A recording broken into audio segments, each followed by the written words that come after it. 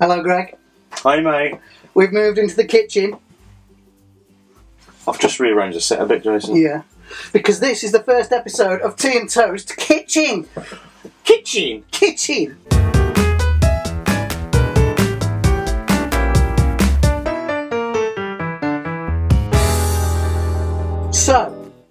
So, our regular viewers might know, Greg, that we were talking about McDonald's Tastes of America burgers a couple of episodes ago. This isn't going to go well. And I came up with an idea that we should do a Tastes of Great Britain burger to sell in America. You didn't at all, did you? Yeah, I think I did. That was me, wasn't it? Let's take put all the the video credit back. Take all the credit all the time. Anyway, we are going to do, today, we are going to cook the Great British Sunday Roast Burger. This is going to be amazing. It's going to take over the world, this is. We should say that we are not professional cooks. However, we're not even cooks. Clearly, we both like food. And we're going to cook some for you today. And if we can do it, you can do it. But please, don't do anything stupid that we do. Please. Greg, I've got a job for you. What's the one thing you have to do on a Sunday? Well, you need to... Am I really peeling the potatoes? Off you go. So, Greg, you've done a wonderful job of peeling those potatoes. Shall I just tell you about the recipe for this Great British Roast Dinner Burger? What? The Great British Roast Dinner Burger. I thought it was a Sunday dinner burger. Yeah, something like that. Right. We're going for beef. For a beef dinner. Yeah. Obviously, if you want to do a chicken dinner or a pork dinner, you could switch the meat out, but beef is best. Now, if you wanted to, you could get yourself some minced beef and make some burger patties with that and do it like a burger. But we, Greg, we are going for the premium version. Premium version? I have bought us some steak. Ooh. Rump steak, Greg. That's have you covered the logo up there so we don't get done? We won't get done. We're just not getting sponsored by them. Sponsored by them. I don't think we're going to get any sponsorship from any supermarkets anytime soon. I think I just seen his eyebrows off. So what we're going to do is we're going to have the steak. Yeah. On top of that, we're going to make ourselves a little potato rosti to go on top of that, which you've just peeled the potatoes for. Then on top of that, we're going to just simmer down some red onions. Simmer down. Simmer down. Some red onions on top of that. Red onions. Then we're going to put some nice thick gravy on the top of that. Yeah. Now, if you were a horseradish or a mustard fan like you, Greg, just on top of the steak, you could put the mustard Which or the we're going to horseradish. We're not putting mustard on ours. We are. And then on top of that, Greg, we're going to have some carrots and some sprouts, just for you. Really, really, really, really soft sprouts. Yes, and they very could be matched. They could be matched, actually. So I've got some water on the boil here, Greg. You have, yes. What you need to do with your peeled potatoes is just chop them each in half. I think you'll find there's some knives up there. Pop them into the boiling water. We're going to boil them ever so slightly because, careful, what we're going to do with those in a minute is we're going to grate those potatoes to make our potato rosti. You can burn your fingers. We need to take them out of there first, Greg. Do you cook ever? Do I what? Cook ever. I've heard of it. So we're just going to let those boil for a couple of minutes until they just start to cook, and then we need to leave those to cool. And when they're cooling, that's when we're going to get the rest of the ingredients on the go. I'm really glad. Does that mean we have a break now? Because I'm sweating my...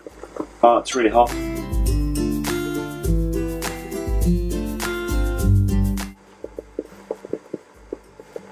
It's done quicker on television, isn't it?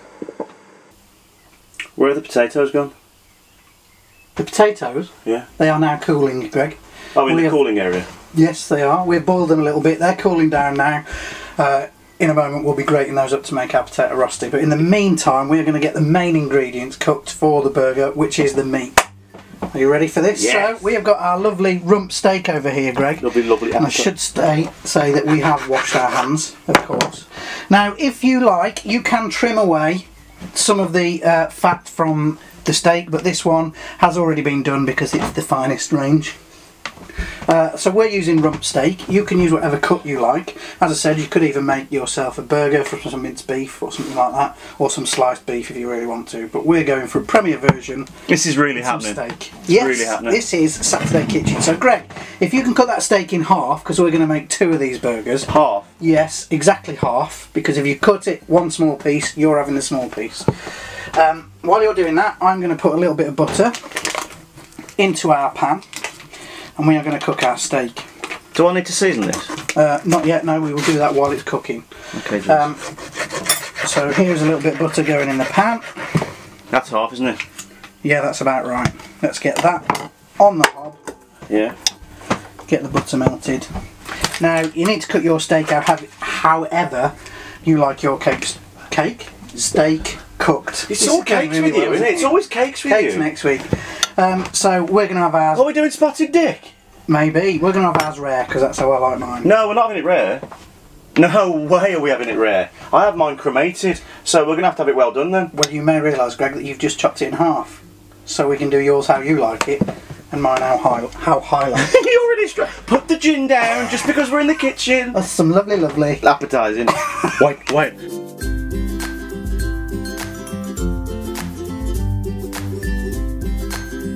Now, while that's just cooking, Greg, I've got another job for you. Oh, another job. Oh, you've got to lay that one down there. Get your cooker, get your peeler. Cooking peeling? What we're going to do is, we're going to peel this carrot. Am I peeling again? Chop the ends off first, peel, and then keep peeling so we get nice, thin ribbons of Is this carrot. quite important, Dave? Yes. So I've got an important part? Yes. That's all right. Then, Oh, shouldn't you? I want you to peel some leaves off these lovely, very appetising sprouts. I've got all the great jobs, haven't I? And if you've got time, you can cook the onion. Pick that carrot up there. Yeah. Let's have a look how this steak is doing. Carry on, Greg.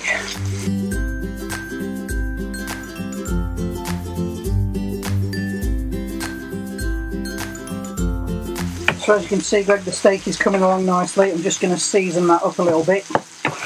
Can you put loads of cracked black pepper on mine? Yeah, I'm just going to season that up a bit there. What am I doing now, Jason? I'm making some nice carrot ribbons, Greg. Is that a ribbon there? Yeah, you need them a bit wider than that, Greg, so keep peeling down. So our lovely steak, Greg, what are you doing? Oh, I'm starving. Our lovely steak is resting, and while that is resting, we're going to get on with our potato rosties. I could do the rest, to be honest. What's a rosti?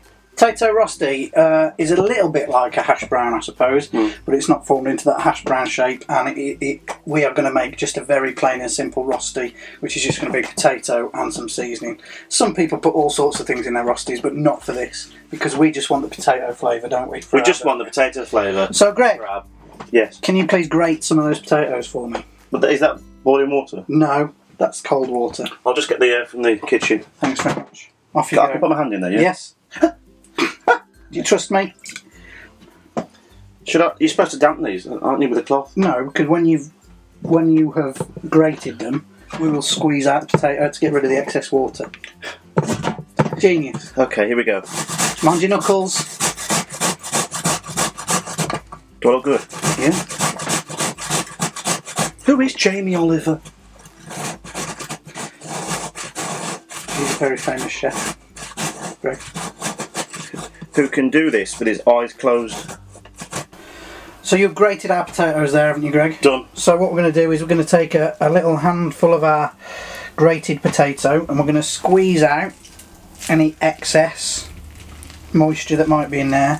Then we're going to make that into a little rosti shape and put it onto our medium heat. Oh, well, do you want to do another one then? Yeah, I'll do another one. Thanks, Joe. Might want to turn the pan up a little bit, Greg. Squeeze out any moisture from there. It's nearly on max, that, Jace. Oh. I want to set the studio on fire. Then we'll make that into our little rosti shape and we will fry those on both sides. So we're getting there now, Greg. I should think so. What we need to do is we now need to just soften our vegetables up in some melted butter there.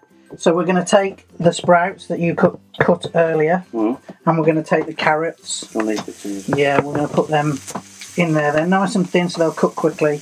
And we're also just going to soften up our onions in there as well. I like my onions quite crunchy, so I'm not too worried if they don't soften up that much. How about you, Greg? I don't care, I'm hungry. Should we add a little bit of seasoning to that veg? Do it properly, Jason. Do it properly. Do that properly. Get a mess here, Jason. We've got all this cleaning to do. You did that, Greg. Your mess. You tidy it up. It smells like the rules of the kitchen. It smells like a stir fry. So So this next bit, Greg, we thought long and hard about, didn't we? You a bit hot, It's a mate? bit warm in here, yeah. Lots of people suggested when we mentioned we were going to do this, and it was, of course, our initial thought to include Yorkshire pudding in the recipe. Yep. However, after thinking about it long and hard, I don't think a Yorkshire pudding would hold it all together, and the whole point of this was to make a Tastes of Great Britain burger. And if we put it all in a Yorkshire pudding, that would be a stuffed Yorkshire pudding and not a burger. If you want to use a Yorkshire pudding, go for it. We are going to use these brioche buns, Greg, because they're quite posh, aren't they? Brioche? What we're going to do is we're going to lightly toast them in our dry pan. That I've just washed? Yeah. So this is the final part of the process, Greg. This is the gravy, which we are going to reduce right down and get it as thick as we can because we are putting it on a burger. We don't want it to be too sloppy, do we? Yeah, I like it thick anyway. Yeah. You know when they you know in the posh restaurants when they pour it, it's like water? Yeah. Oh, I hate that.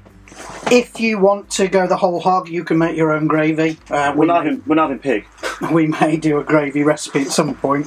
But for today, we have actually cheated, haven't we, Greg? Like Delia says, it's okay to cheat every now and again. And we have bought some ready-made gravy. What are you talking about? It's alright. All we have to do now is compile our great British burger. So I'm going to put your steak on there like that. Now if we had time and if you wanted to, you could put your horseradish or your mustard on there now. I'm going to, Jason. Don't stop me. Oh, looking lovely. Lovely, lovely. Just put a bit of that on there. Bit of mustard. There we go. Then we're going to put the rosti on top of that. Yep. Then we're going to take some of this lovely veg. Lovely, lovely veg. Very appetising veg. Appetising. Put that on top like that. Then we've got our gravy that we've reduced right down. We're going to put some of that on top.